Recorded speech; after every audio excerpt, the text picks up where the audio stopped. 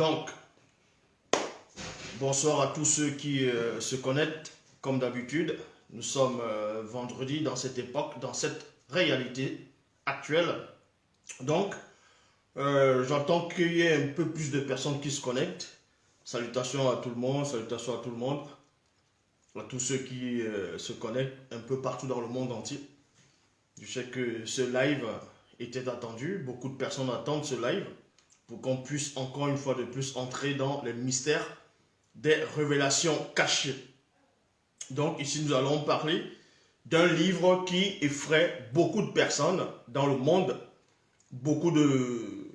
plus d'abord domaine des croyants, de la croyance, et aussi il y a beaucoup de chercheurs qui essaient de parler du livre de l'Apocalypse sans savoir ce que ça représente.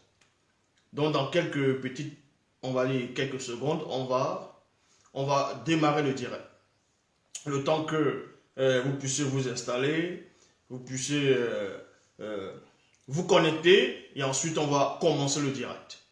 Comme l'annonce a été faite, on va parler sur Apocalypse chapitre 12.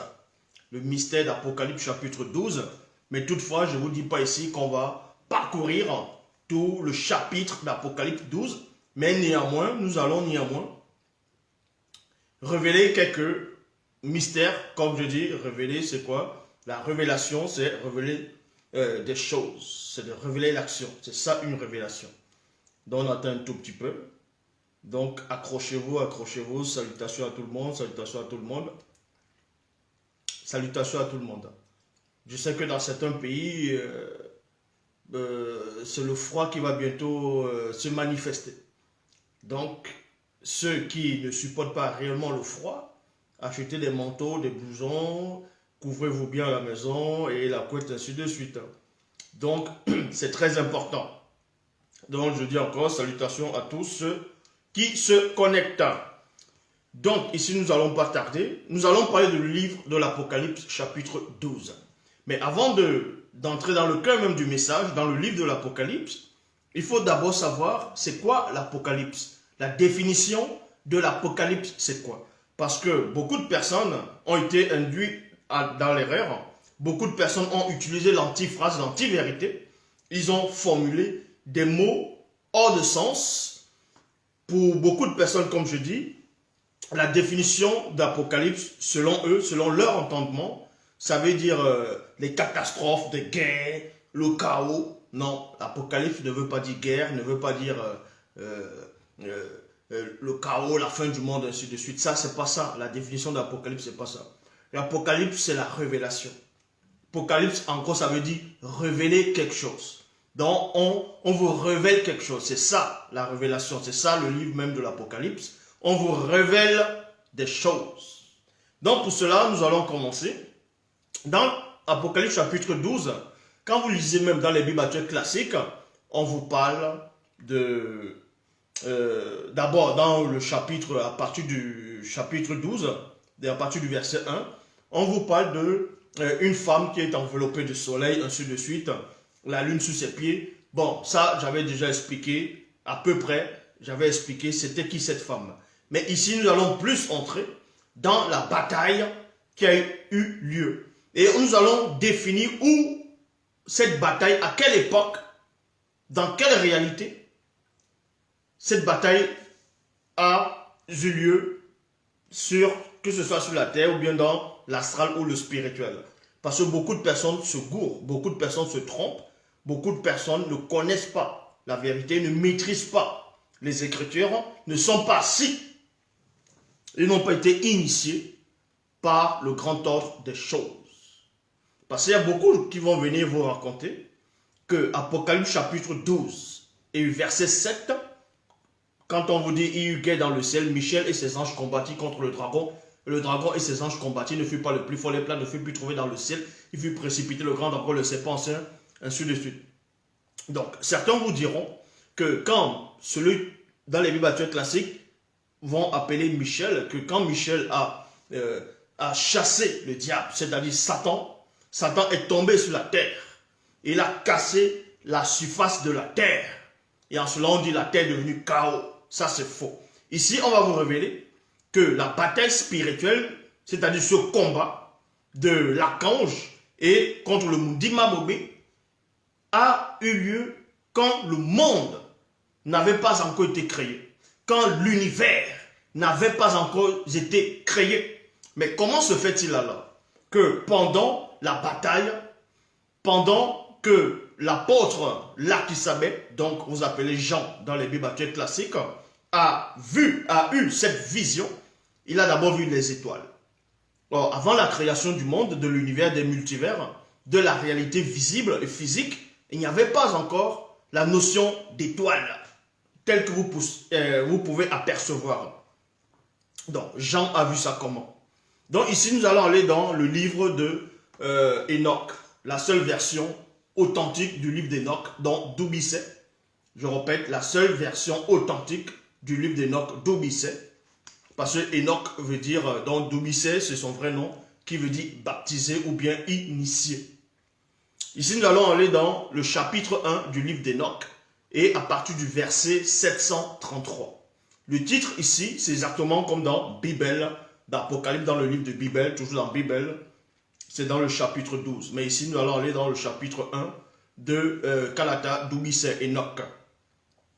Verset 733. On vous dit ici, Dibangane et Biedi me transportèrent de nouveau dans une réalité ahurissante. Il y a point virgule, puis virgule, Biedi me dit, deux points. Donc, on vous apprend ici que le patriarche bien-aimé, connu sous le nom de Doubisset, donc qui veut dire baptisé et en même temps initié, est allé dans le monde spirituel et là-bas, il a vu des choses que beaucoup de personnes ne peuvent voir, mais que certains on peut apercevoir, mais pas en profondeur, comme ce patriarche connu sous le nom de Doubisset. Donc il raconte qu'il y avait deux entités, donc deux veilleurs, qui sont venus, qui ont pris spirituellement, on l'a introduit dans le monde spirituel, et là-bas, en étant dans le monde spirituel, il a vu différentes réalités. Et parmi ces pures réalités de réalité, il a vu la bataille entre le mauvais esprit, c'est-à-dire Satan, le Mundima Bobé, le mauvais esprit, et c'est Bamololoma Bungulane contre les autres Bamololoma et Méné. Parce que Méné, c'est son vrai nom qui est, dans les Bibles classiques, on l'appelle Michel, donc l'archange Michel. C'est Méné. Et on vous apprend ici que Dibangane et Biedi me transportaient de nouveau dans une réalité ahurissante. Puis, Biedi me dit, Doubisset, homme bien-aimé, sache encore que plus tard, dans quelques siècles connus de nous, donc vous comprenez ici qu'il y a un des veilleurs qui va expliquer à Doubisset que dans cette réalité-ci, sache que dans quelques temps, dans quelques siècles connus de nous, nous c'est qui? C'est par rapport à ces entités du grand temps des choses, que on va lui révéler qu'il y aura une autre personne qui viendra des années, des siècles après, qui aura la même vision de la réalité de ce que Doubisset va voir.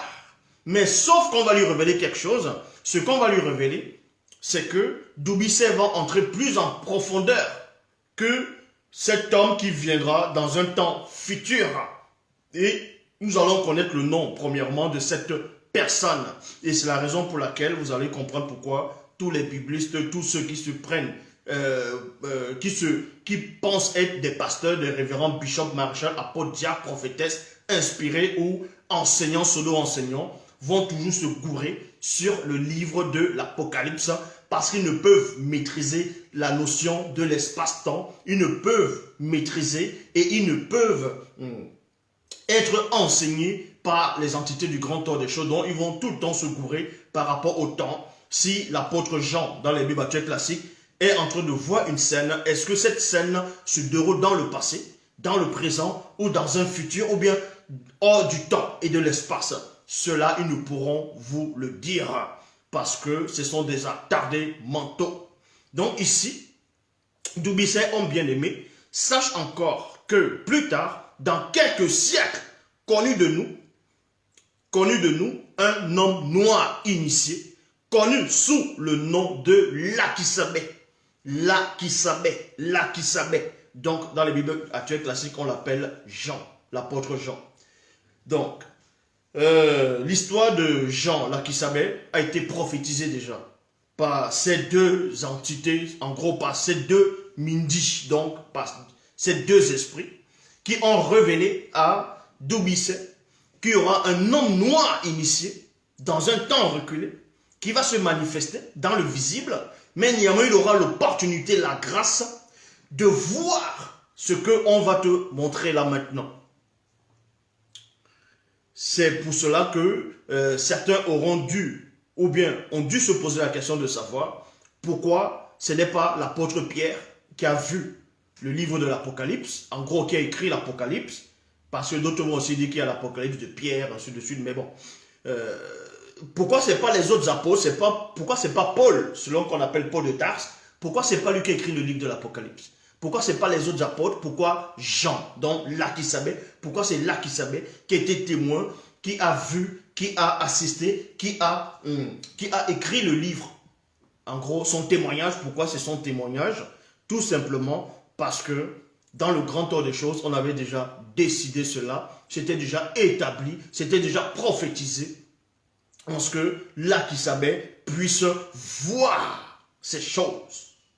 Connu sous le nom de Lakisabé aura la même vision de ce lieu-ci. Mais toi c'est qui? C'est Doubissé. Mais toi, tu la pénétreras en profondeur, virgule, tu verras ce que Lakisabé ne pourra voir. Ce que Lakisabé ne pourra voir. Sans cela où, dans les Bibles actuelles classiques, on vous dit que Jean était à l'île de Patmos. Et il a entendu une voix, il s'est retourné, et c'était le jour du Seigneur. Voilà, bon, il s'est retourné.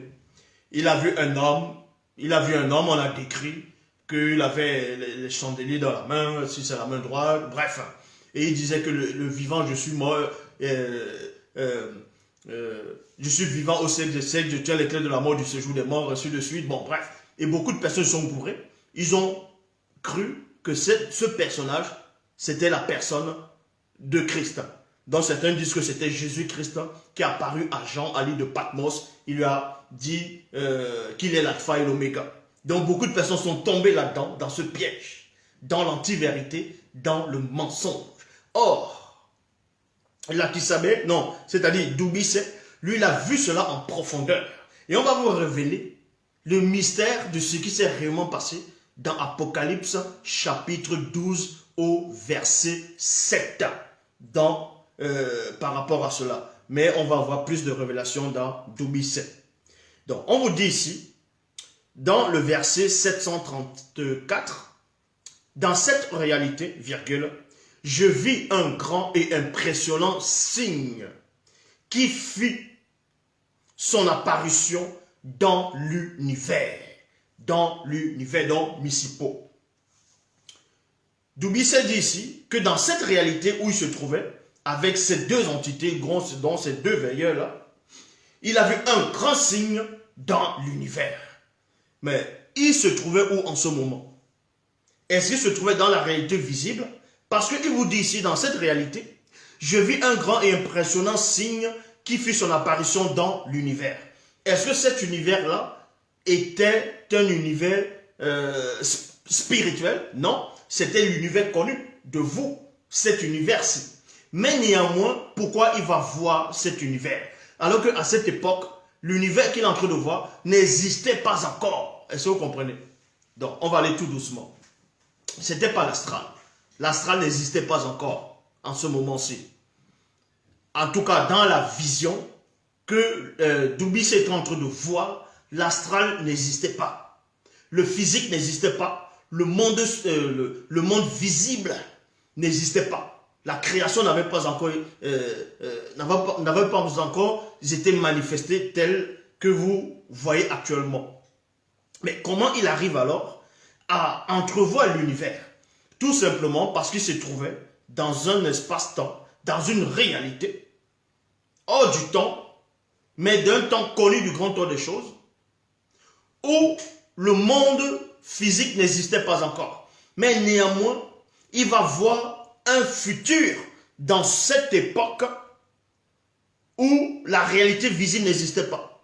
C'est en cela où on dit ici, et dans cette réalité, je vis un grand et impressionnant signe qui fit son apparition dans l'univers. Dans l'univers, ici. Là, c'était une très belle femme noire, initiée, représentant Wassé, enveloppée du soleil et la lune mystérieuse sous ses pieds et une couronne de 12 étoiles sur sa tête. C'est cela où ils ont repris ce récit. Ils ont mis ça dans Apocalypse chapitre 12, dans les Bibles classiques. Et maintenant, ils sont venus expliquer. Ils vont vous parler de Jérusalem, ils vont vous parler du soleil, Jacob, ils vont vous parler, bref, de plein de choses qui ne tiennent pas du tout. Des choses qui ne tiennent pas. Or, ici, on vous dit que cette femme-là, que Lakisabeth, dans un temps futur, va voir, c'est la même femme que Doubicet avait vue avant Lakisabeth. Et il voit plus en profondeur, on donne la description de cette femme, de cette image qu'il a pu voir. On vous dit ici que c'était une très belle femme noire, initiée, représentant Wassé. Donc, cette femme était initiée et en même temps, elle représentait Wassé.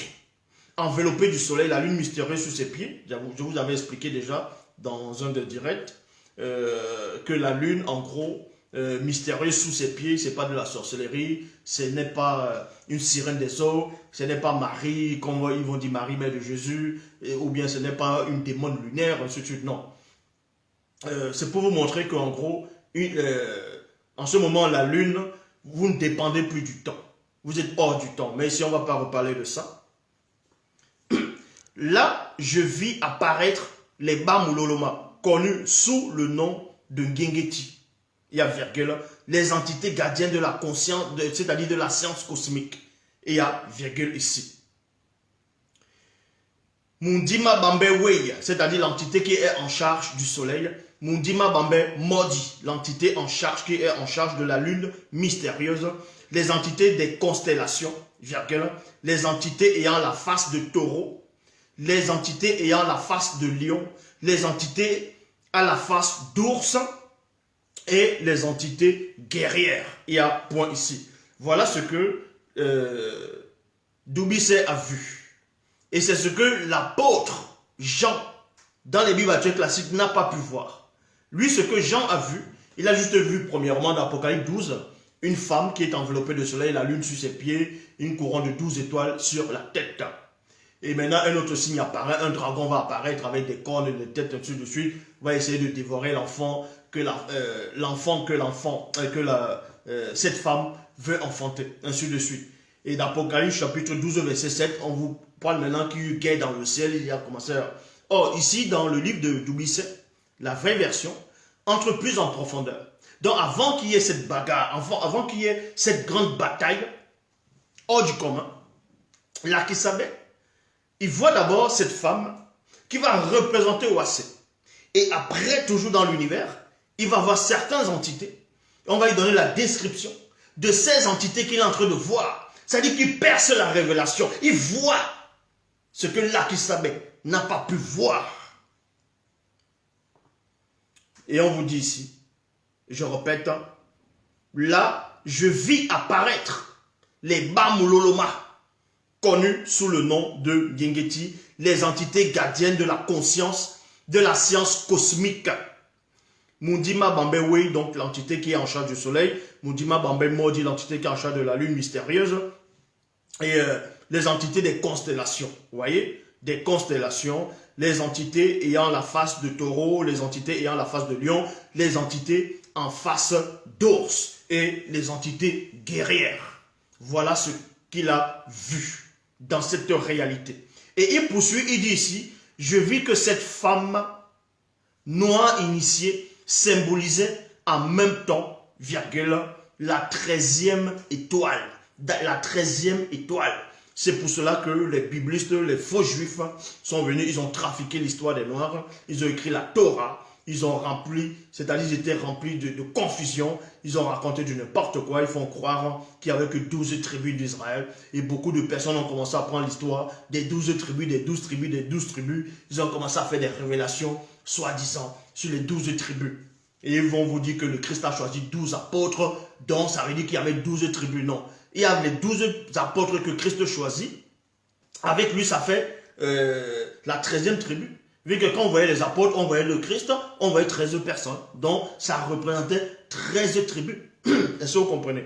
Donc, avant que l'histoire, que Lakisabé puisse écrire son expérience, ce qu'il a vu dans le monde spirituel, après qu'il soit retourné dans son corps physique, on vous apprend qu'un ancien patriarche, initié, en chef, consacré, a bel et bien eu cette révélation, mais sauf qu'il est entré en profondeur. Ce que Lakisabé n'a pas pu voir, lui, il a vu cela. Puisqu'il dit ici, je vis que cette femme noire, initiée, symbolisait en même temps, virgule, la 13e étoile. La 13e étoile. Maintenant, pourquoi il dit que je vis qu'elle symbolisait la 13e étoile? Mais ça veut dire que forcément, il connaissait déjà les 12 étoiles. Il devait aussi connaître pourquoi il précise dans ses écrits symboliser en même temps la 13e étoile.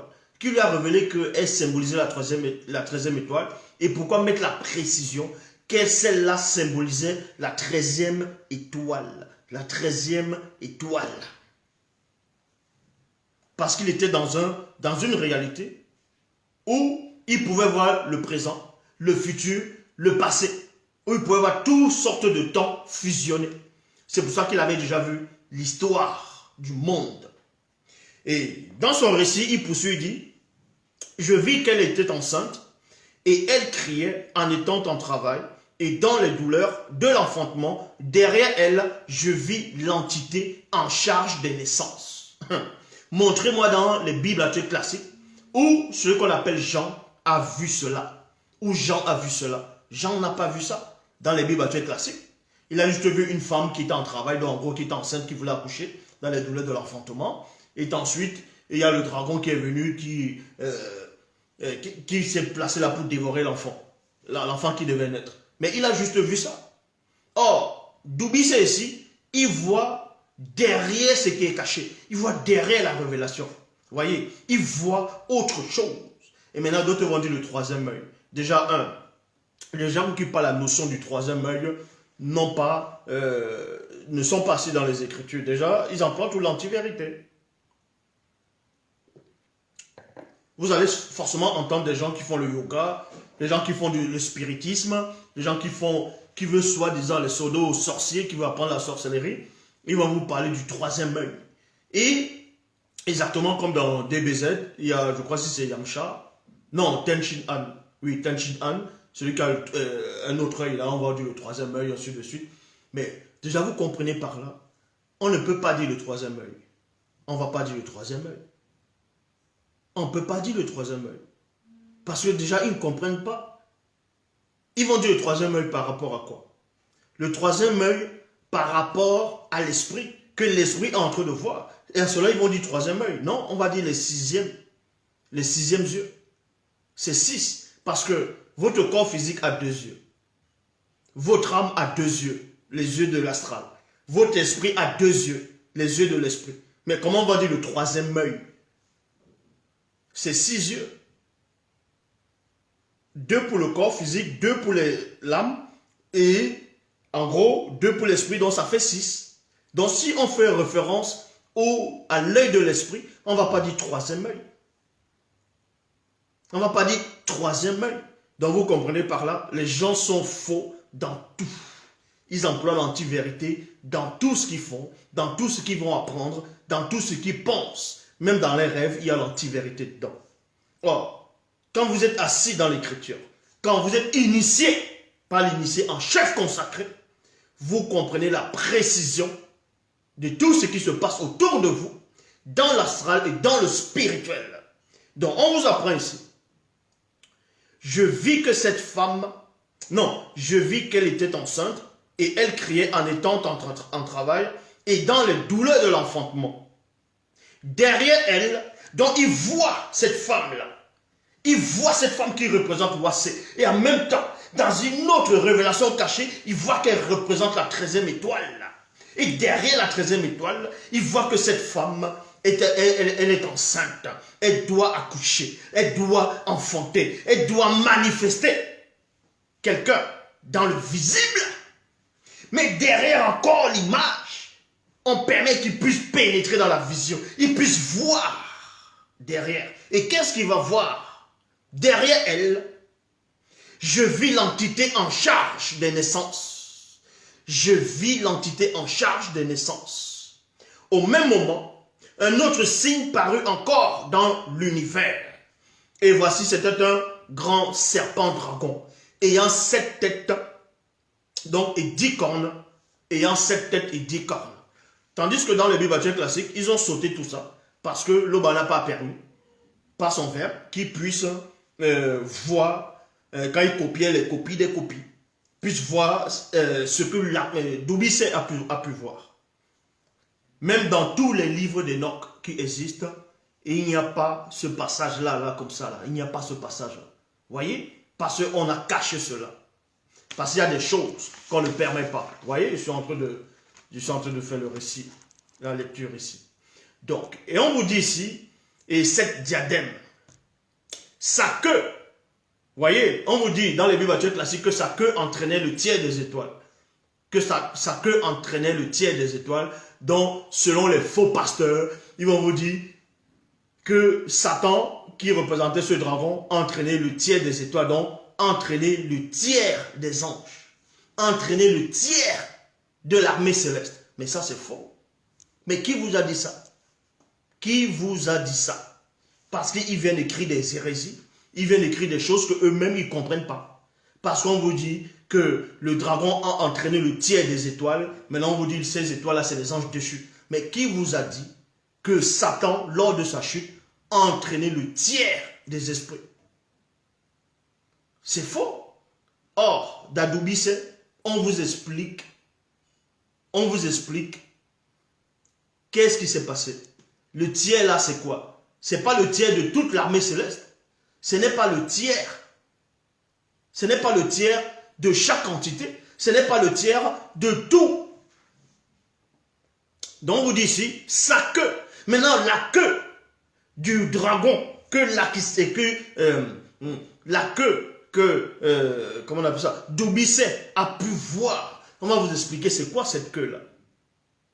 Mais quand on vous dit, sa queue va entraîner le tiers des étoiles dans les Bibles classiques, ils ne sont même pas capables de vous dire c'était quoi cette queue-là.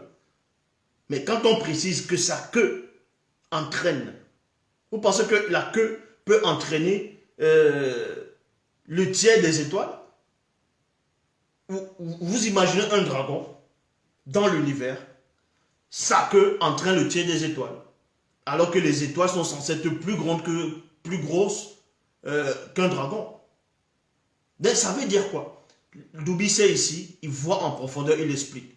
La queue va symboliser la révolution. La queue ici, c'est la révolution. La queue, c'est la révolution. Pourquoi? Parce qu'il y a certains animaux, ils s'appuient sur les queues pour apprendre l'appui. Ils s'appuient sur les queues pour prendre la force. Et ici, maintenant, la queue va représenter autre chose. C'est pour ça qu'il dit ici, sa queue, en gros, la révolution, l'énergie. Donc, la révolution, ça va représenter la queue de ce dragon-là. Et c'est en même temps son énergie. Entraînait plutôt. Entraîner ici, maintenant, ça veut dire quoi? Ça ne veut pas dire qu'il a obligé les anges à le suivre. Satan ne peut pas obliger les anges à le suivre. Ce n'est pas possible. Puisque chaque entité qui ont péché, qui ont chuté, a usé de son propre libre arbitre. On vous dit ici, entraîner, donc sa queue qui va représenter la révolution, en même temps l'énergie, va entraîner. Et entraînant maintenant, c'est quoi? C'est la conversation, le dialogue, discours, discussion. C'est ce qui veut dire entraîner. Parce que pour qui il entraîne? Pour entraîner quelqu'un. Pas entraîner l'entraînement, hein, mais si tu veux entraîner quelqu'un d'aller mentir, mais il faut d'abord que vous puissiez discuter. il faudrait que tu puisses convaincre, peut-être soit convaincre la personne, soit avoir un dialogue. Mais les auteurs des Bibles, ils vont venir écrire, ils ne savent même pas ce qu'ils écrivent. Ils prennent des copies, ils se mettent à trafiquer, ils représentent, et les Mongols vont venir, ah, Dieu m'a dit, alléluia, Dieu m'a dit, ah, j'ai vu ceci, j'ai vu cela. Ils vont parler du dragon, ils vont parler de Michel, l'archange Michel, et ils vont le dessiner, il a les yeux bleus, ils vont dessiner Satan, il est marron, et c'est un dragon qui est marron. Voilà ce que les gens ne comprennent pas. Or, Doumbissé a vu en profondeur, et il explique. C'est pour cela que ce n'est pas n'importe qui peut venir non seulement expliquer l'origine même, c'est-à-dire la Genèse, jusqu'à Apocalypse, en fonction des livres. Donc, je poursuis la lecture et l'explication de ce que Doumbissé a pu voir. Entraîner ici, ça veut dire pendant qu'il est en train de les entraîner, en gros, ça veut dire c'est la conversation, le dialogue, discours et discussion. Le tiers, maintenant le tiers là, c'est quoi? Ce n'est pas le tiers de l'armée céleste. Ce n'est pas le tiers des anges. C'est-à-dire des esprits qui sont dans le grand tour des choses. Non. Ça, c'est ce que les faux pasteurs viennent vous raconter. Parce que c'est des Mongols, ils ne connaissent rien du tout. Donc, le tiers des étoiles. Entre parenthèses, on vous précise, Bamuloloma Bungulane, ange déchu. De l'univers. On va vous expliquer c'est quoi cette tiers-là. De l'univers, et les fut chutés. Et les fit chuter. Chuter ici, ça veut dire quoi? Ça veut dire suivre librement et volontairement Satan, le Mundima Bobé, le mauvais esprit, dans sa quête de démence. Voici ce qui s'est passé. Maintenant, on va vous expliquer c'est quoi cette tiers-là d'étoiles. Ça représente quoi? Dans le verset 741, il est dit, ces Bamuloloma Bungulane, c'est-à-dire anges déchus, sont les trois groupes. De Bamuloloma qui furent parmi les entités qui n'avaient point connu le secret du grand ordre des choses. Donc, certaines personnes vont dire, mais parmi les anges déchus, d'autres disent qu'il y a les archanges dedans, il y a des chérubins dedans, il y a les séraphins. Non, c'est faux. Tous les anges déchus qui ont chuté, c'était le tiers,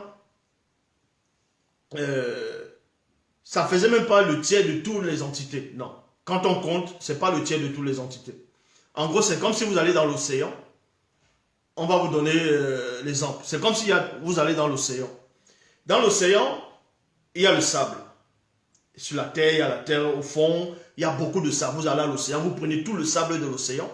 Et parmi tout le sable de l'océan, vous prenez peut-être 3 grains de sable. Vous prenez 3 grains de sable.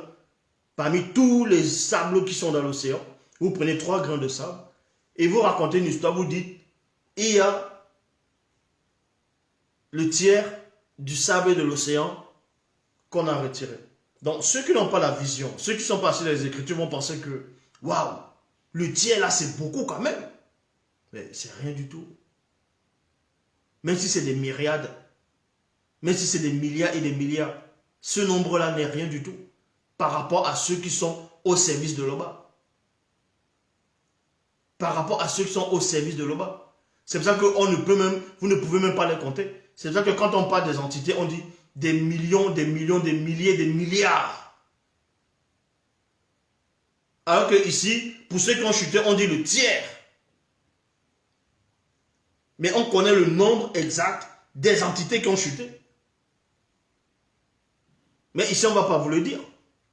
Donc, ces Bamuloloma Bungulane sont les 3 groupes de Bamuloloma. Donc, c'est-à-dire anges, qui furent parmi les entités qui n'avaient point connu le secret du grand ordre des choses. Ça veut dire quoi ici? Dans le grand ordre des choses, il existe différentes formes et d'espèces d'entités dont vous ne pouvez même pas imaginer ou concevoir. Parmi les entités qu'on va citer dans les Bibles actuelles classiques, ça va être les anges, les séraphins, les archanges, les anges, les séraphins, les archanges, les chérubins. Voilà ce qu'ils vont essayer de citer dans les Bibles. Et maintenant, ils vont parler de trône, dignité, domination, autorité. Ils vont parler de Ophanim. Mais il n'y a pas que ça. Il y a d'autres noms d'entités, c'est-à-dire par rapport à les catégories, que vous ne pouvez même pas imaginer ou concevoir que ça existe. Vous ne pouvez même pas imaginer ou concevoir que ça existe. Donc, parmi les entités qui ont chuté, les anges déchus, on dit bien les anges déchus, les chérubins, les autres chérubins, à part Satan, n'ont pas chuté.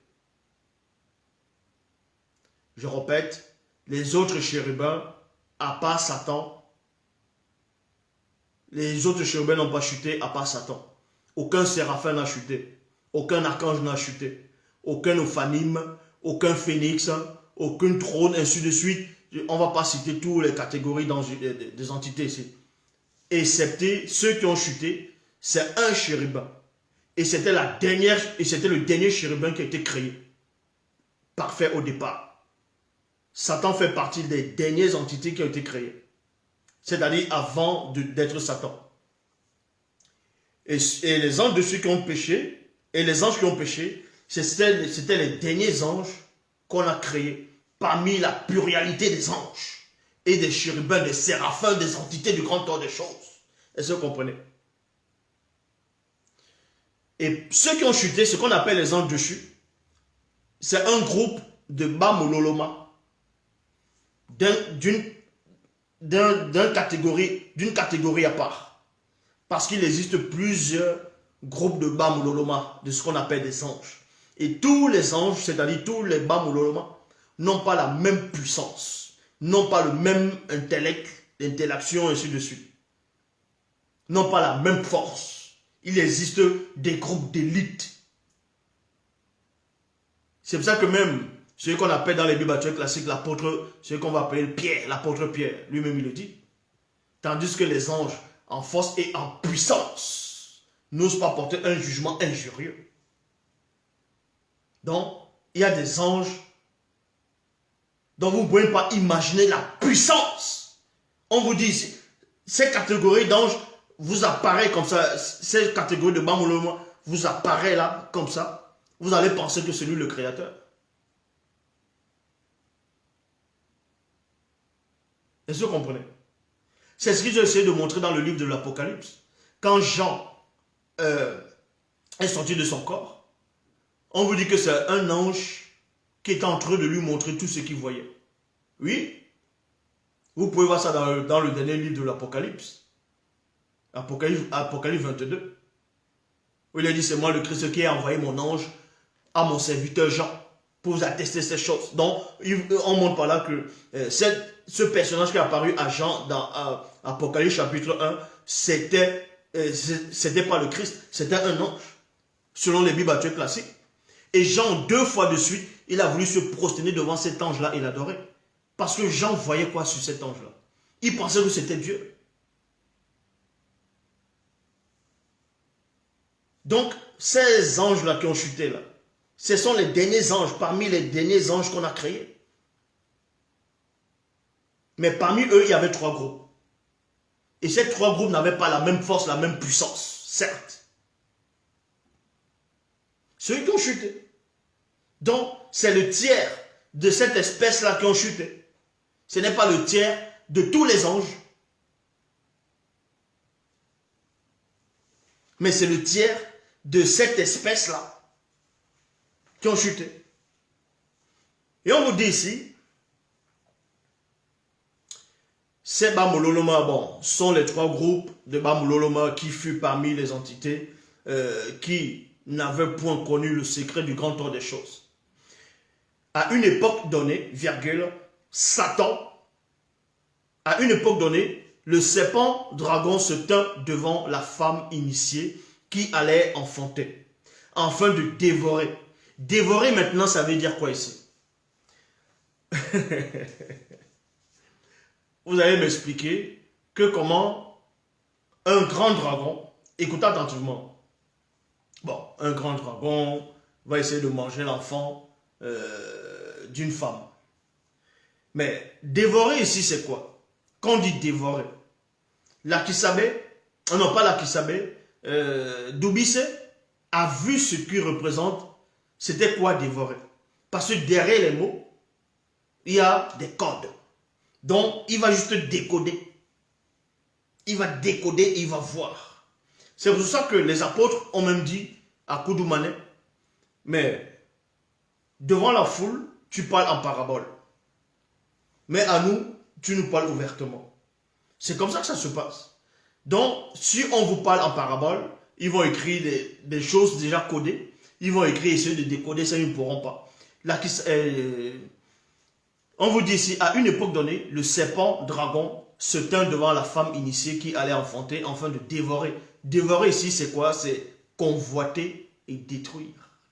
Dévorer ici, c'est convoiter et détruire. Ses enfants, ses enfants, ses enfants, c'est, donc c'est le pluriel.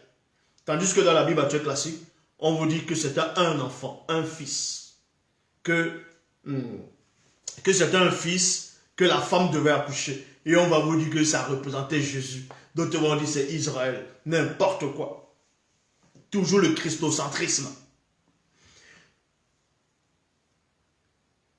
À une époque donnée, le serpent dragon se tint devant la femme initiée qui allait enfanter, afin de dévorer, c'est-à-dire convoiter, détruire ses enfants lorsqu'elle aurait enfanté. Elle enfanta deux fils, deux bébas, donc deux fils. Elle enfanta deux fils, virgule. Je m'arrête d'abord dans la virgule. Ici, on vous dit dans Apocalypse, dans le livre de l'Apocalypse, on vous dit dans Apocalypse, dans les Bibles actuelles classiques, qu'elle a enfanté un fils. Et soi-disant, c'est le même fils qu'on va retrouver dans Psaume, dans le livre de Psaume 1. Et c'est le soi-disant même fils. On vous dit que un enfant nous, dans le livre d'Ésaïe, un enfant nous est né, un fils nous est donné, la domination reposera sur son épaule, on l'appellera admirable conseiller, Dieu puissant, Père éternel, prince de paix. Ils vont vous dire c'est Jésus, c'est la théophanie, c'est la christocentrisme, n'importe quoi. Depuis quand il y a un seul fils? On vous dit le fils unique, mensonge. La femme ici, c'était deux fils. C'était deux fils. Deux fils. Je le répète, deux fils. Elle enfanta deux fils qui doivent paître spirituellement toutes les nations avec le sceptre plutôt, divin. Et je vis l'entité en charge de l'introduction dans le visible. Parce que quand une femme est enceinte, il y a l'entité en charge. Bon, ça dépend de quelle femme. Hein. Selon le verbe. Quand elle est enceinte, il y a l'entité en charge des naissances. Et maintenant, quand l'enfant sort, au moment de sortir, c'est là où il y a l'entité en charge de l'introduction dans le visible. Doubissé a vu ces choses-là. Et ses enfants furent élevés. Ses enfants furent élevés. Élevé maintenant va représenter quoi? Initié par les entités du grand ordre des choses dans le sein des saints. Dans le sein des saints. Et la femme initiée s'enfuit dans le désert. Donc, la femme initiée s'enfuit dans le désert. Là, ils vont chercher maintenant le désert. Ils vont dire, bon, le désert, là, représente quoi? Ils vont faire des théories, les débats sur le désert. La femme a fui sur le désert. Ils vont essayer de parler que non, Israël était dans le désert. Donc c'est la femme là qui était dans le désert. Non. Arrêtez de chercher des révélations où il n'y a pas. Le seul révélateur des révélations est là. Et on vous dit ici, et la femme initiée s'enfuit dans le désert. Le désert là c'est quoi? Ça va symboliser les initiés se séparèrent des non-initiés. C'est ça le désert. Les initiés se séparèrent des non-initiés.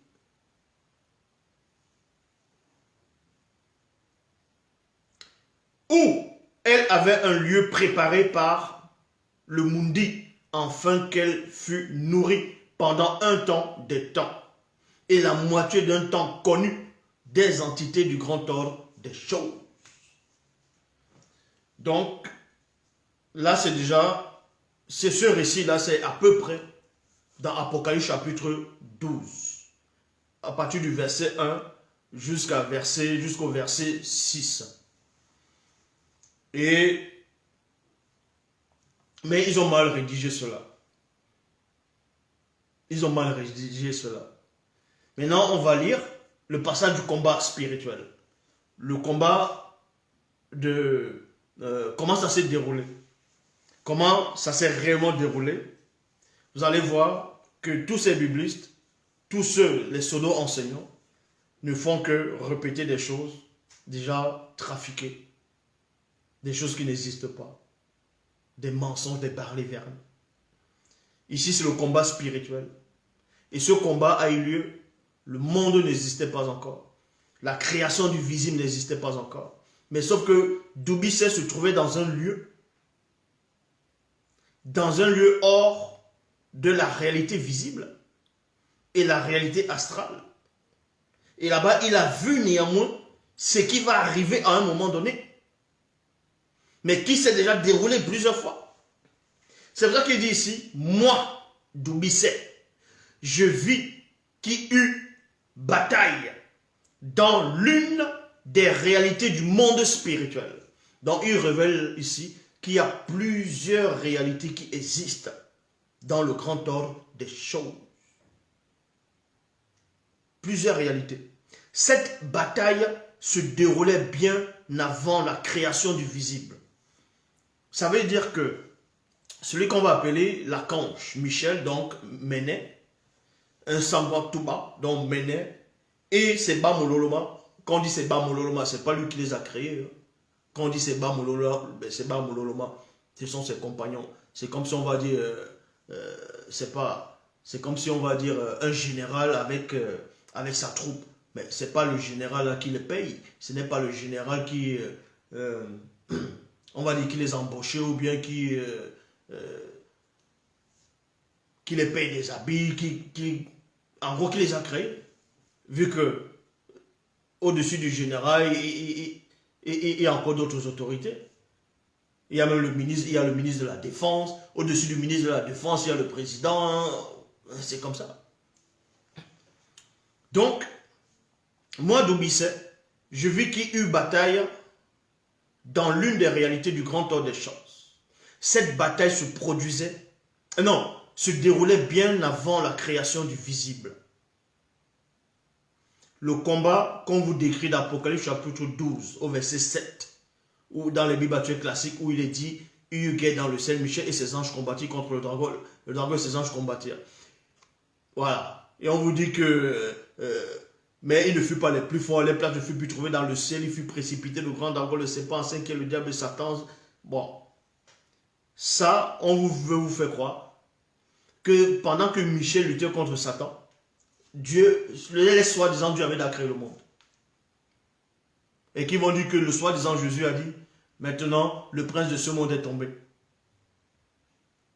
Est jugé, est tombé. Donc ils vont dire, tiens, c'est la bataille que l'autre a vue, Jean. Mais ça c'est faux. La bataille a eu lieu, le monde n'existait même pas encore. La création du visible, c'est-à-dire l'univers n'existait pas encore. Mais si l'univers n'existait pas, comment se fait-il que Jean a alors vu la bataille, c'est-à-dire a vu donc ce serpent-là, dragon, dans l'univers en train de lutter? C'est-à-dire a vu les étoiles dans l'univers. Comment il arrive à voir des étoiles alors que le monde n'existe pas encore, l'univers n'existe pas, donc forcément il ne doit pas y avoir d'étoiles. On va vous expliquer cela, ce n'est pas une contradiction, ce n'est pas une erreur. On va vous expliquer ces choses-là. Donc, cette bataille se déroulait bien avant la création du visible. Là, virgule, je vis le puissant Méné. Je vis le puissant Méné, c'est-à-dire l'archange. Et c'est Bamuloloma, désavoué. désavouer, c'est-à-dire combattre contre le serpent dragon. Donc, ce combat-là, c'était, ils étaient en train de les désavouer. Le serpent dragon et ses Bambololma Bungulane frappèrent telle la foudre. Frappèrent telle la foudre. Point. Mais, Doubissé, il écrit, il dit, pendant le combat, le serpent dragon, qui va représenter Satan, et ses Bambololma, ils ont frappé telle la foudre. Mais vu que ça s'est déroulé avant la création du monde, mais pourquoi il parle de la foudre? Est-ce qu'il y avait la foudre avant la création du monde? Non. Tout simplement parce que lui, il sait déjà c'est quoi la foudre. Donc il entendait des bruits. Il essaie de... c'est-à-dire, il entendait des bruits et il voyait la rapidité auquel ces entités se déplaçaient. Pour maintenant prendre l'exemple, il doit prendre l'exemple de ce qu'il connaît déjà et de ce que l'homme va connaître plus tard pour pouvoir associer ce bruit-là à quelque chose pour pouvoir mieux comprendre la scène. C'est pour ça qu'il dit, il frappait telle la foudre. Ça ne veut pas dire que la foudre était là-bas. Mais vous comprenez? Donc, on poursuit. Mais, virgule, Méné, qui est la conge, dit au serpent dragon, tu pénètres la précarité de ta situation. Tandis que dans les Bibles actuelles classiques, on ne dit pas que Méné, dans Apocalypse, hein, je dis bien dans Apocalypse, pas dans le livre de Jude. Dans Apocalypse, on ne dit pas que Méné est en train de parler avec Satan, on dit juste qu'il a lutté, Mais ici, on vous apprend que Méné a néanmoins parlé pendant le combat, pendant qu'il tente le désavouer. Doubissé a entendu cela. Doubissé a entendu cela. Et il dit, tu pénètres la précarité de ta situation. Donc en gros, dans ta démence, tu t'enfonces encore dans ta démence. À quoi bon livrer un combat stérile venant de toi? Méné lui dit ici, à quoi bon livrer le combat que tu es en train de mener là, ta rébellion là, ça te sert à quoi? Vu que Méné a déjà vu l'issue de la bataille. Pourquoi Méné dit à quoi bon? Parce que non seulement il connaît sa propre puissance. On va vous expliquer pourquoi on l'appelle Méné. Méné qui veut dire comparer, mesurer, comparer. C'est pour ça qu'ils ont trafiqué ça, ils ont dit Michel, dans l'archange Michel qui veut, voilà. Méné qui veut dire comparer, mesurer. Et parce que Satan, le mouvement, le mauvais esprit, voulait se mesurer, voulait s'asseoir, c'est-à-dire voulait avoir son trône parmi les deux mystérieux, voulait régner. Mais pour cela, donc il voulait se comparer à ce qu'on ne peut comparer. C'est pour cela que l'objet de son désir, la manifestation de son désir, de ce qu'il veut atteindre, il doit d'abord passer au-delà de la manifestation de son désir. La manifestation de son désir, c'est quoi? C'est d'être semblable. C'est d'être semblable. C'est d'être semblable au grand tout. C'est d'être semblable aux deux. C'est d'être semblable, c'est-à-dire à la force illimitée. C'est ça. Maintenant, il doit alors affronter ça. Il doit affronter la manifestation de son désir. Il doit affronter, c'est pour cela que c'est Méné. Méné qui veut dire comparaître, c'est-à-dire comparer, qui veut dire mesurer, qui veut dire semblable, en même temps qui veut dire semblable. Semblable, ça veut dire quoi? Donc, en gros, qui est comme. Donc, Satan veut mesurer sa force. Il veut mesurer sa puissance à la puissance créatrice. C'est pour cela que c'est l'archange Michel, donc Méné, qui doit venir. Parce que lui, son nom, c'est quoi? C'est mesurer. Donc, on est en train de mesurer Satan. C'est pour ça que ce n'est pas celui dans les Bibles actuelles classiques qu'on va appeler peut-être Gabriel. Gabriel qui est venu combattre Satan pour l'expulser. Ça ne veut pas dire que Gabriel ne pouvait pas. Mais dans le grand tour des choses, il y a ce qu'on appelle la précision. Chacun est tenté et attiré, amoncé par sa propre convoitise. Est-ce que vous comprenez? Quand tu désires quelque chose, la manifestation de ton désir prend place et ça t'affronte dans un combat régulier. Vu que Satan voulait se mesurer, mais on va prendre le mesure, plutôt la mesure, pour le mesurer. C'est en cela où la quand je viens, Méné. Et son nom c'est mesurer, c'est qui est comme, comparer. Et maintenant, vu qu'on le mesure, on l'a mesuré déjà. Et là, il ne comprend pas. Satan ne comprend pas. On l'avait déjà mesuré depuis, il ne comprend pas. C'est pour ça qu'il dit ici, à quoi bon livrer un combat stérile venant de toi? Tu as déjà été mesuré, pesé. C'est tout.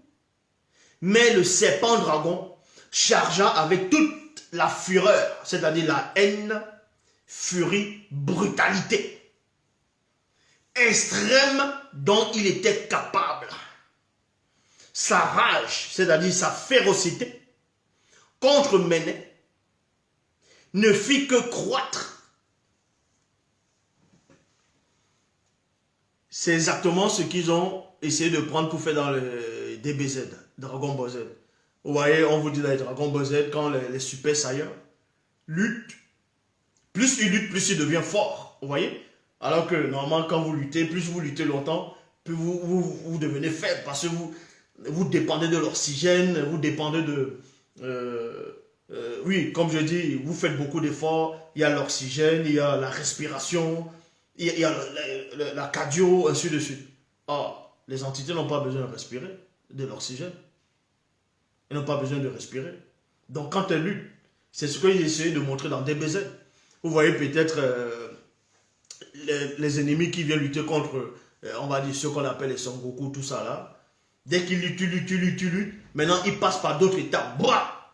Vous voyez, ils se transforment en un autre guerrier.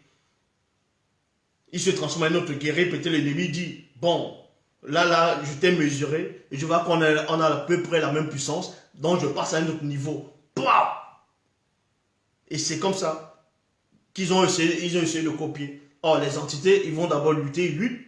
Bon, par rapport à là, ils mesurent. Bon, maintenant, quand on dit même lutter, c'est même trop dire, déjà. Donc, on le mesure. Et c'est là où Satan, dans le combat, il ne fait que se déchaîner. Donc, c'est pour ça qu'on dit sa rage, férocité contre Méné ne fit que croître. Le combat fut rude pour les déchus. Écoutez, le combat fut rude pour les déchus. C'est-à-dire que pendant la bataille, Satan et les Bamuloloma ont épuisé toute leur énergie, les forces, les capacités. Et c'était rude pour eux. Tandis que pour Méné et les autres Bamuloloma qui étaient avec Méné, ben, ça ne les faisait rien. Ça ne les faisait rien. C'est comme si ne s'échauffaient même pas. C'est comme s'ils ne s'échauffaient même pas. Donc c'est pour ça qu'on dit ici, le combat fut rude pour les déchus. Car le premier déchu et toute sa troupe ne se doutaient pas du désastre qu'ils allaient éprouver. Ne se doutaient pas du désastre qu'ils allaient éprouver. Donc ils ne pouvaient pas voir qu'on allait les vaincre. Parce que Méné les a cachés cela. Méné les a cachés cela. Ça veut dire quoi? Ça veut dire que on doit le mesurer. On doit le mesurer. Mesurer ici va symboliser quoi maintenant par rapport à ce combat? Si Méné, en ce moment, manifestait sa pleine puissance, là, d'un coup, devant Satan, Satan allait fuir d'un coup. Il allait fuir. Si les autres Bamuloloma manifestaient les puissances, les gloires sur le coup, faisaient ressortir les gloires, les autres anges de Dieu allaient prendre la fuite. Hein. Mais ils se sont camouflés. Ils ont camouflé leur énergie. C'est pour ça que Satan pensait qu'il pouvait lutter et les vaincre. Mais pendant le combat, c'est là où Méné et les autres, ceux qui étaient avec Méné, vous voyez, se montrent un peu et Satan voit la différence Il dit, oh, qu'est-ce qui ne va pas? Donc, voici ce qu'il dit ici. Le combat fut rude pour les déchus, car le premier déchu et sa troupe ne se doutaient pas du désastre qu'ils allaient éprouver. Toutes les puissances conjuguées. Donc, ils ont mélangé toutes les puissances conjuguées, donc conjointes, associées, n'étaient rien. C'était rien du tout. Cet impressionnant, c'est-à-dire formidable, combat spirituel se déroulait au-delà de la vitesse de la lumière. Ça veut dire quoi? Les mouvements qu'ils opéraient, si toi tu es là dans l'œil du visible, tu ne peux pas voir. C'est la même chose qu'ils ont piqué pour faire dans des baisers. Donc quand les super-héros ou bien les super saiyans, ils sont en train de lutter, quand ils sont trop forts, vous entendez seulement boum, boum, boum, boum. Et les autres font comme ça, ils n'arrivent plus à voir, il y a le vent qui les pousse. Mais les gens compétents, les végétaux, lui va rester sur place, il arrive à voir. Parce que lui, il est initié par rapport à cette puissance-là. C'est pour ça qu'il arrive à les voir. Mais sauf que ça l'énerve parce qu'ils sont trop rapides. Voilà ce qu'ils ont essayé de prendre. De même que Ken, le survivant, il marche comme ça, vous venez l'attaquer, vous entendez juste pop, pop, pop, pop, pop, pop. Après, il dit, tu ne sais pas, mais tu es déjà mort. Donc, ils ont fait que recopier, recopier, recopier. Or, ici, on vous dit ici, le bruit qu'il faisait. Non, on vous dit, cet impressionnant plutôt formidable combat spirituel se déroulait bien au-delà de la vitesse de la lumière. Maintenant, la différence entre ce que je viens de dire par rapport à ce qu'on va parler des Sangoku, les vitesses, vous voyez, vous entendez, vous voyez juste boubou, boubou, boubou, boubou. Eux, ils avaient des Sangoku, tout ça, selon les dessins animés qu'ils vont montrer, ils ont besoin de la lumière pour voir comment ils sont en train de lutter. Ils ont besoin de la lumière. Or, les entités, ils n'ont pas besoin de lumière. Donc, c'est pour ça qu'on vous dit ici, ça va bien au-delà de la vitesse de la lumière. Ça veut dire qu'ils n'ont pas besoin de la lumière pour se déplacer. Donc, ça veut dire aussi que si les entités sont là, dans votre, où vous vous trouvez, sont en train de lutter, vous n'allez même pas entendre le bruit du vent. Vous n'allez pas entendre le bruit du vent. Parce qu'ils sont plus... En gros, tellement ils sont rapides,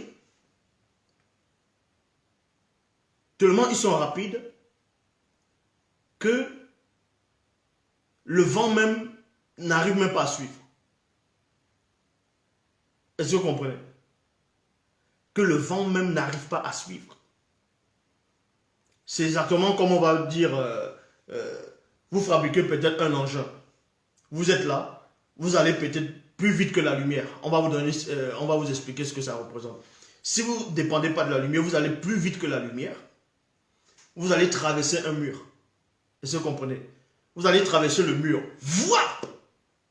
Vous allez entrer dans le mur et sortir de l'autre côté sans fissurer le mur. Et maintenant, dans le domaine scientifique, ils vont dire immatériel. Immatériel. Mais quand on vous dit que Koudouman, il passe par le mur, vous pensez qu'il passe par le mur avec quelle vitesse? Vous pensez, vous le voyez avec vos yeux peut-être, il passe par le mur, à travers le mur, il sort de l'autre côté du mur. C'est dans votre réalité. Mais en traversant le mur, c'est une vitesse, c'est exactement comme on vous montre cela par rapport à la nature. Vous voyez, dans les pays où il fait froid, ce qu'on appelle l'hiver, où il fait extrêmement froid, et certains vont y goûter bientôt, et certains commencent déjà.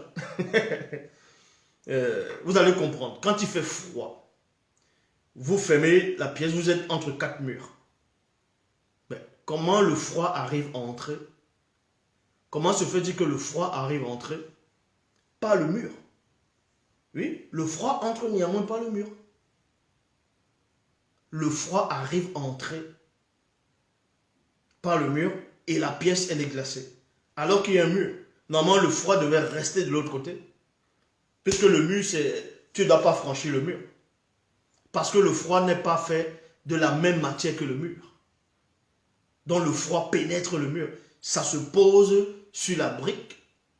Ça pénètre la brique, ça entre. Fou, fou, fou. Et la pièce, elle est glacée. Maintenant, pour rejeter le froid, C'est pour ça que dans une pièce, on met ce qu'on va appeler le chauffage, ce qui est chaud. Donc, ça va repousser le froid. Ça ne veut pas dire que quand il y a le chauffage, le froid n'entre pas. Le froid, certes, entre, mais ce chaud-là, c'est ce qu'on va appeler deux forces qui vont, c'est-à-dire deux forces, une force qui est plus extrême, qui va repousser l'autre. Et tu vas plus sentir l'autre dans la pièce. Parce que le froid, quand ça entre, ça ne dépend pas de la lumière. Ce n'est pas la même matière. Donc c'est pour ça que le froid, ça pénètre à travers les murs. Même si c'est fait en bois, ça va quand même pénétrer.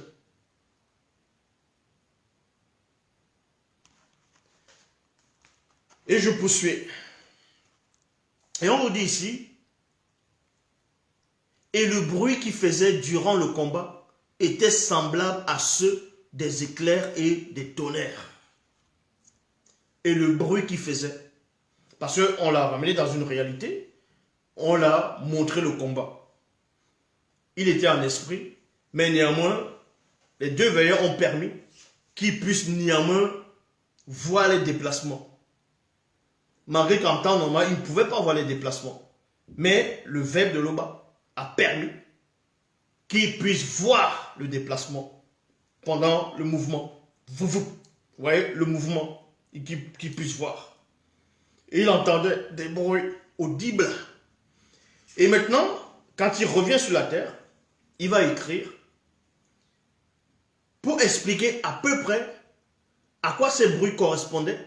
Il va prendre l'exemple avec quelque chose qui existe dans le visible, quelque chose qui est familier à l'homme. Sans cela, il va dire, le bruit qu'il faisait durant le combat était semblable à ceux des éclairs et des tonnerres. Et la puissance de leur énergie qui déployait pendant le combat surpassait la puissance de toutes les armes thermonucléaires réunies dans le visible.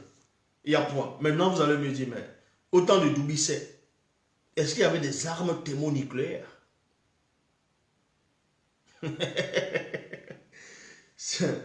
Je vous dis que les initiés avaient la connaissance sur des armes dont vous ne pouvez pas imaginer ou soupçonner. Des armes que vous ne pouvez même pas imaginer ou soupçonner. Est-ce que vous comprenez? Donc, ce qu'on appelle l'arme atomique, la bombe atomique, la bombe H, la bombe hydrogène, la bombe à fusion, les bombes thermonucléaires, tout ça, c'est du primitif. C'est exactement comme, vous voyez, ceux qui ont connu les voitures, comme on appelle, qu'on voit toujours en Russie, là, les Lada, vous voyez la Lada, les voitures Lada, les anciennes voitures comme les boîtes de sardines, là. Vous prenez une Lada, les anciennes voitures qu'on retrouve même souvent en Russie, les vieilles voitures là de l'époque, et vous mettez ça peut-être devant une Bugatti ou bien une Lamborghini, vous voyez la différence. C'est comme si vous êtes dans une autre réalité. Vous voyez, les deux voitures, vous êtes dans une autre réalité. Donc, les âmes que les initiés avaient, connaissaient, la connaissance des âmes qu'ils avaient, ils veulent mettre la main sur ça. Mais ils n'y arrivent pas, parce qu'ils ne pourront pas. Mais je ne veux pas tout dire ici.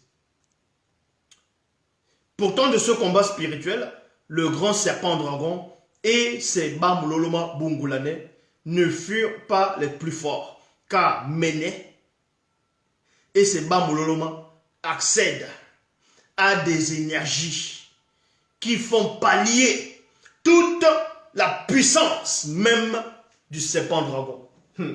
Leur énergie, ils accèdent à des énergies.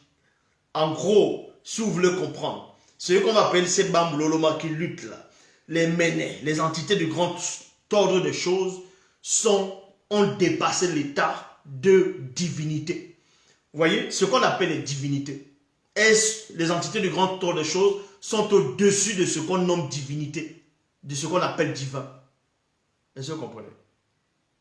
Elles ont dépassé l'état de divinité. Parce que la divinité, c'est quoi? D'autres vont dire Yahvé, Adonai, Jéhovah, Elohim, tous les faux dieux sur la terre. On va dire c'est Dieu, donc divin, et c'est la divinité de tel pays. Les entités du grand ordre de choses sont hors de ce qu'on nomme divinité.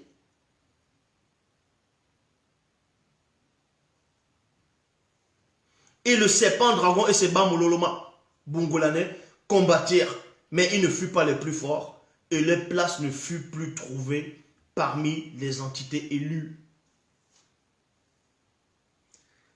Toujours avant la création du visible, virgule, je vis Méné, et ses Bamololoma précipiter le grand serpent dragon, le serpent dragon ancien, qui fit un avec Satan, le maudit Mabobé, le mauvais esprit, celui qui se disait Mouto, notre mère à tous.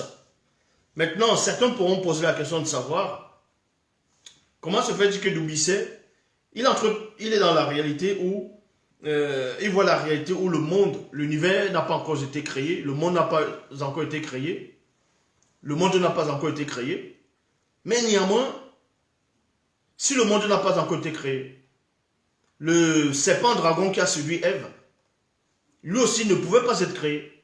Mais comment il arrive alors à avoir le serpent dragon qui avait fait un avec Satan en Éden, alors que le monde n'avait pas été créé? Vous voyez, là n'est pas la confusion, ce n'est pas une erreur, on va encore vous expliquer cela. Tout ça parce qu'il se trouve dans une réalité.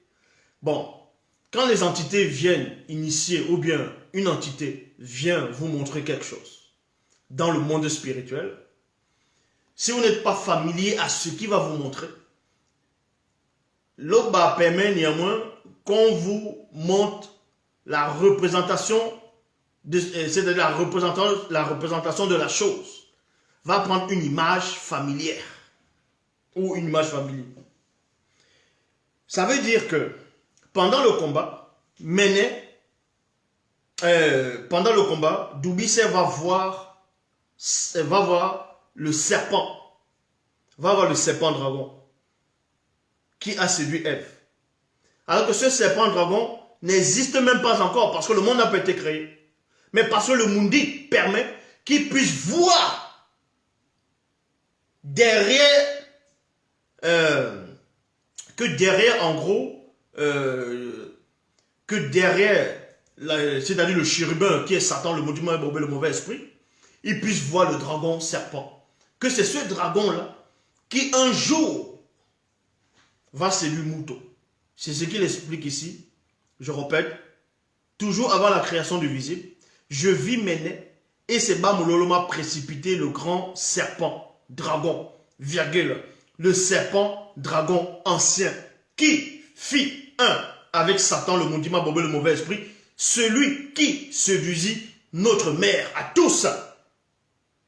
Car Satan, le maudit Mabobé, le mauvais esprit, avait pris l'apparence de ce grand serpent dragon, virgule.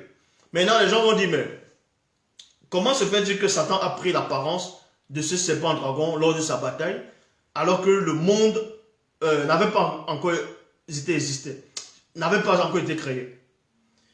Et que ce serpent dragon même n'avait même pas encore séduit Ève. Est-ce que Satan savait qu'on allait créer un serpent dragon, ce serpent dragon-là, un jour qu'elle allait venir séduire Ève dans le visible? Non. C'est parce que, qu'on dit ici, là, que Satan a pris l'apparence. Ça ne veut pas dire qu'en prenant l'apparence ici, c'est parce qu'on a permis à Doubissé qu'il puisse voir l'image de ce serpent dragon. Vous voyez? En prenant l'apparence ici, on vous montre que Satan va se dissimuler dans le visible bien plus tard, lors de la tentation, par ce serpent-là. Donc on vous montre déjà l'image de l'opaque, l'image de la dissimulation de la séduction. C'est ce que Doubissé a vu ici. C'est pour ça qu'on dit ici, Satan prit l'apparence de ce serpent, de ce grand serpent dragon. Et il fut précipité hors de la présence des entités déchues. Élues plutôt. Et Seba Mololoma Bungulane fut précipité avec lui. Moi, Doubissé, je pénétrais aisément la frayeur et la terreur de Satan, le Moudima Bobé, le mauvais esprit, lors de sa chute, quand il sentit les regards perçants et perforants des deux manifestés avant la non-existence se poser sur lui. Voilà ce qu'ils ont pris, parce que Doubissé dit ici que quand Satan il chutait, il dit qu'il a vu et il a senti la peur de Satan. Vous voyez, je relis ici. Là. Il dit, lors de sa chute, je sentis les regards perçants. Non, avant ça, il dit, moi, Doubissé, je pénétrais aisément la terreur, non, la frayeur et la terreur de Satan. Parce que quand Satan est en train de tomber, il a senti la peur, il a senti la terreur, l'angoisse. Il a senti quoi? Il a senti qu'il y avait des regards qui l'observaient.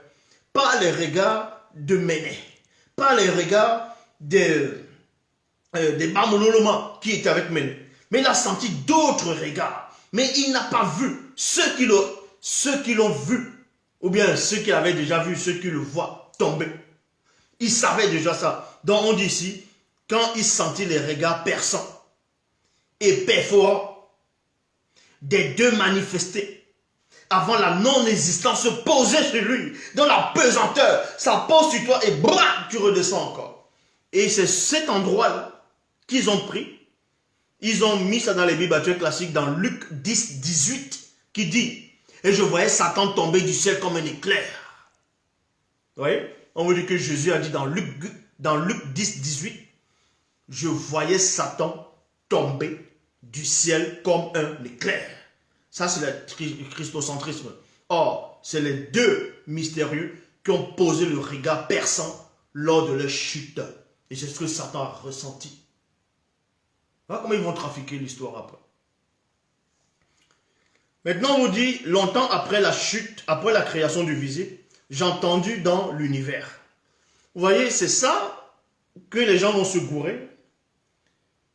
Les gens vont se gourer, ils vont dire, plus tard, Satan est tombé, on a entendu dans le ciel comment on disait le salut est arrivé, et le règne et la gloire et l'autorité de son Christ, quel était précipité l'accusateur de nos frères, celui qui les accusait jour et nuit. Donc ça veut dire qu'il y a le jour et la nuit de l'autre côté alors. Donc, quand ils vont lire l'Apocalypse, ça va les embrouiller, ils vont rien comprendre. Ils ne connaissent même pas si c'était dans quelle époque, dans quel présent, le passé. Ils sont embrouillés. Or, on vous dit ici, longtemps après la création du visible. Je dis bien, longtemps après la création du visible, j'entendis dans l'univers la voix forte, hors du temps, d'une entité, du grand ordre des choses qui disait maintenant. Maintenant, ça veut dire quoi? Maintenant, entre parenthèses, on dévoile à Doubissé ce qui veut dire maintenant par rapport à l'époque où il a vu ça. Maintenant, ici, c'est quoi? Qui sera dans le futur pour ceux du visible? Parce que quand les entités du grand ordre des choses vont dire maintenant, les maintenant, ce n'est pas maintenant par rapport à ton époque, à toi. Le maintenant là peut symboliser un futur. Parce que eux, les entités ne sont pas dans le futur. Je vais vous expliquer, on va un peu raisonner, vous et moi. Tous les youtubeurs, tous ceux qui vont regarder cette vidéo.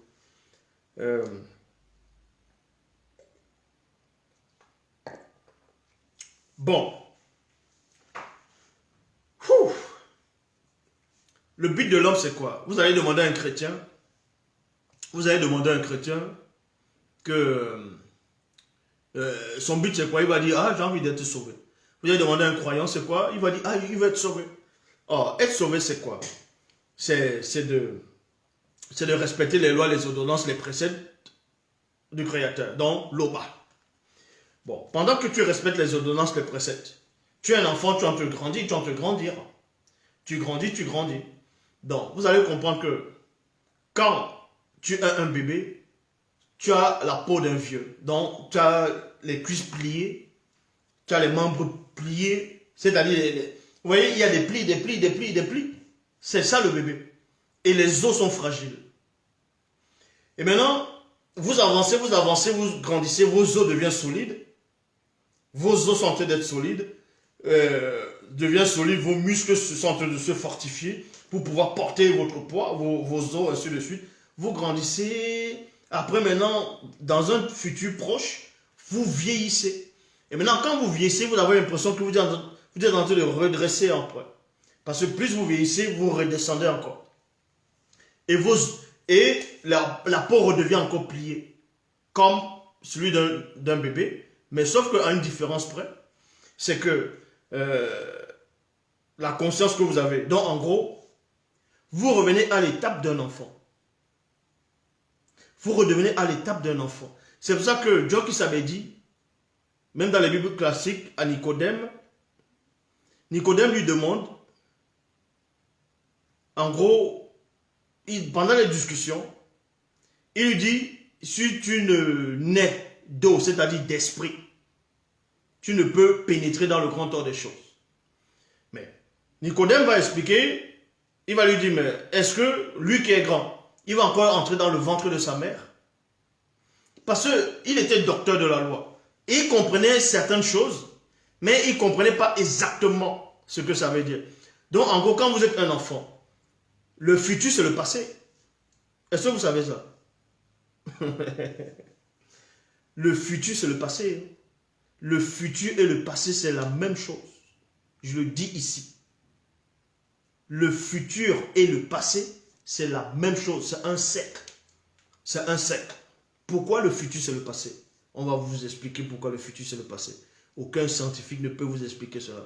Aucun bibliste, peu importe, ne peut vous expliquer cela.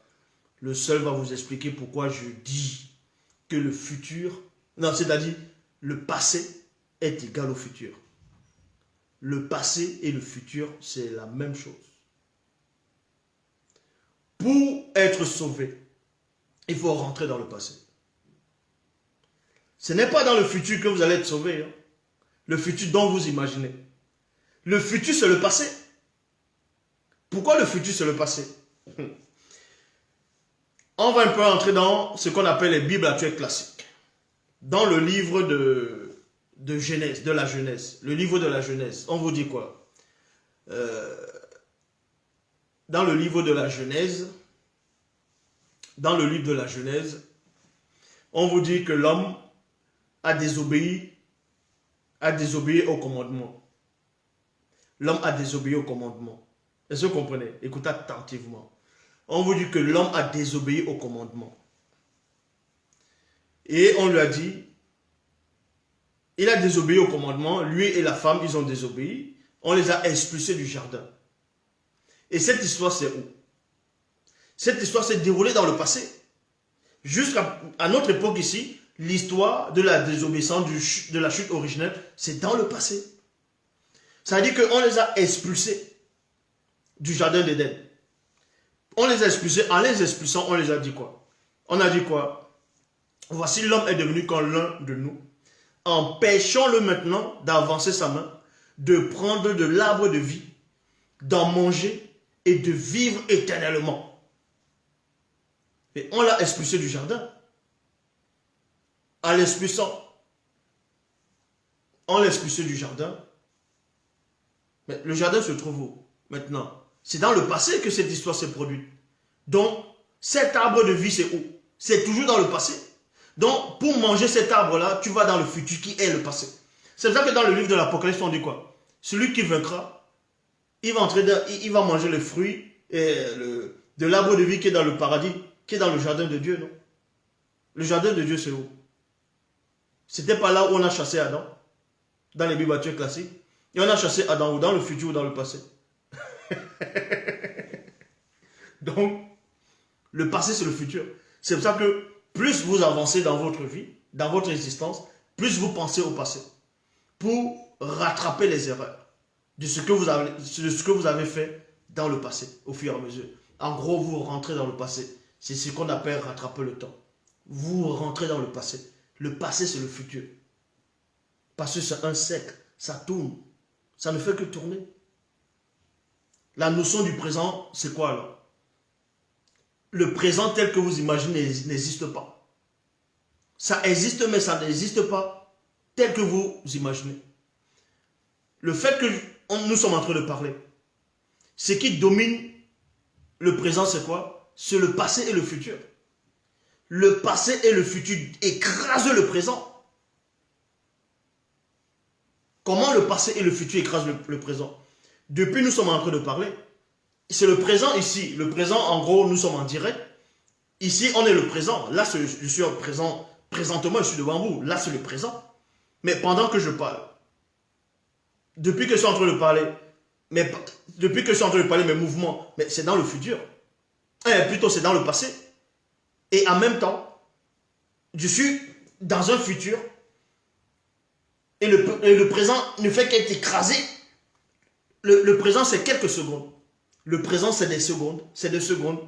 Alors que vous sentez le poids du passé. Vous sentez le poids du futur.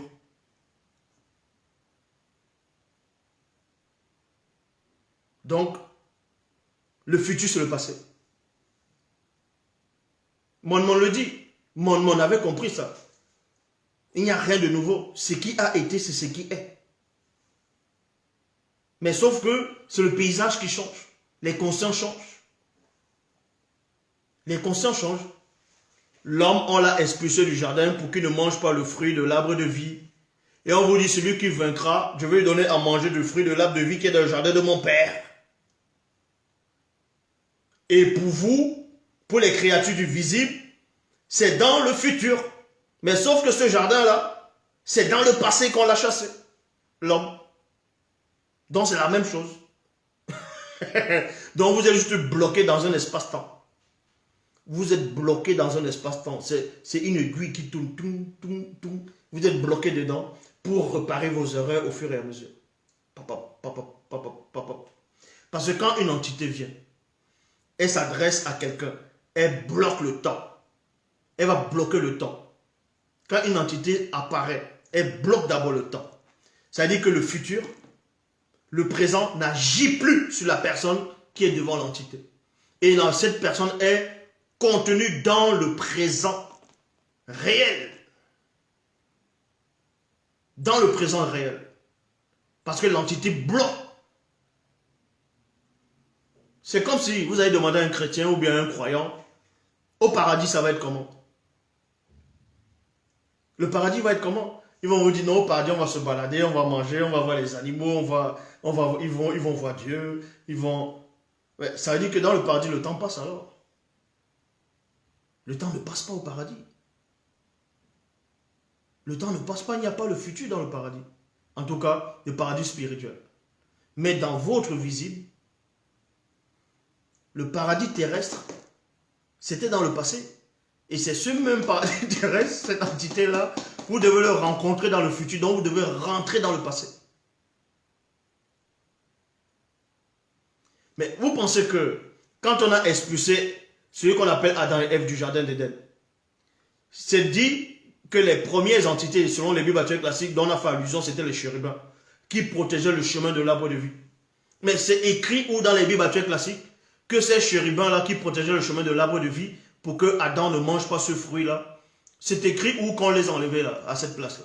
C'est pas écrit qu'on enlève, c'est écrit où qu'on enlevait ces chérubins-là qui protégeaient le chemin de l'arbre de vie avec des épées flamboyantes. C'est écrit où qu'on les enlevait là-bas. Ils sont toujours posés là-bas, postés là-bas. Donc ils sont postés ils sont postés dans le passé. Et c'est dans le futur que vous pouvez les rencontrer. Et ce futur-là, c'est toujours le passé. Pour les créatures du visible. C'est à peu près... C'est comme ça qu'ils ont écrit le livre de l'Apocalypse. À un moment, ils vont parler du présent, les gens ne vont rien comprendre, ils vont donner des prophéties, ils vont parler du passé, ils ne savent rien.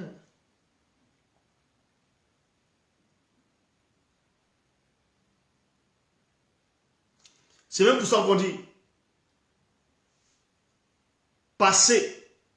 Quand on dit le passé, c'est quelque chose qui est passé. Quand on dit fut, le futur, Dans le futur, c'est toujours le passé. Pourquoi? Parce qu'il y a le mot fut. Il fut. Donc, comme si on te racontait quelque chose, il fut. Maintenant, tout dépend où tu te trouves. Donc, c'est déjà un passé. Mais maintenant, quand on dit présent, prêt. Donc, quand on dit dans le mot présent, c'est prêt. Donc, quelque chose qui a déjà été préparé. Quelque chose qui doit être écrasé automatiquement. Mais bon, ici, on ne va pas donner le coup de l'espace-temps, le continuum espace-temps, tout ça.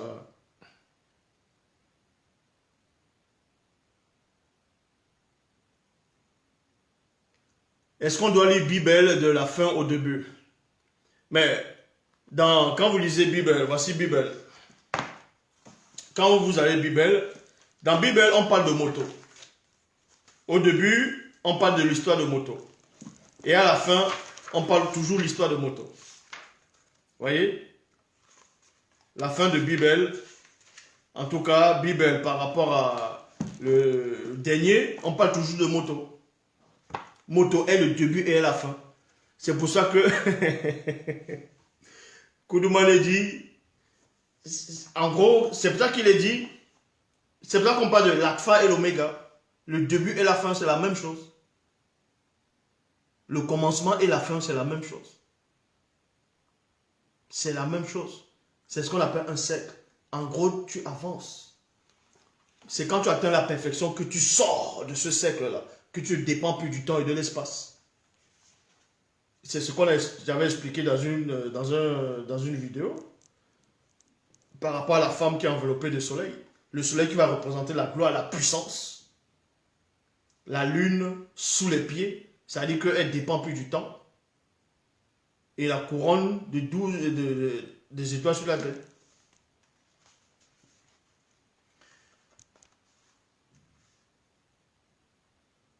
C'est pour ça qu'on vous dit ici, longtemps après la création du visible, j'ai entendu dans l'univers une voix forte, hors du temps, d'une entité du grand ordre des choses qui disait, maintenant, en gros, qui sera le futur pour ceux du visible, le salut est arrivé et la puissance et le règne spirituel des initiés du temps connu de nous. Donc, je ne veux pas tout lire, mais néanmoins, vous comprenez néanmoins que les entités du grand ordre des choses sont hors du temps, ne sont pas dans le passé. En gros, dans le grand ordre des choses, le temps n'existe pas. Parce qu'il n'y a pas le jour, il n'y a pas la nuit, il n'y a pas la lumière là-bas. Ils n'ont pas besoin de lumière. Ils n'ont pas besoin de lumière pour voir. Ce sont des lumières vivantes. Maintenant, vous allez concevoir ça comment? Est-ce à dire que quand une entité, peut-être dans le grand ordre des choses, est en train de se déplacer, en se déplaçant, elle se déplace, est-ce que tu peux compter cette seconde-là parce qu'une entité est en train de se déplacer? Ce sont les entités elles-mêmes qui représentent le temps.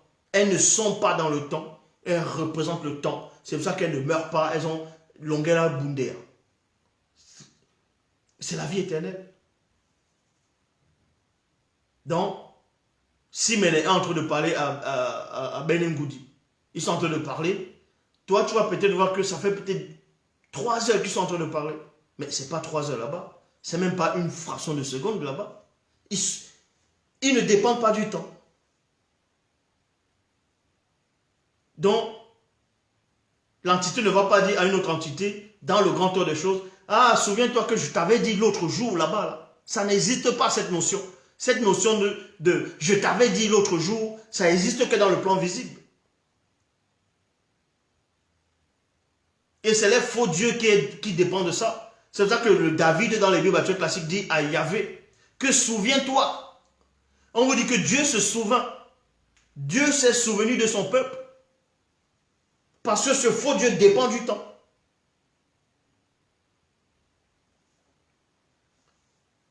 Donc voilà.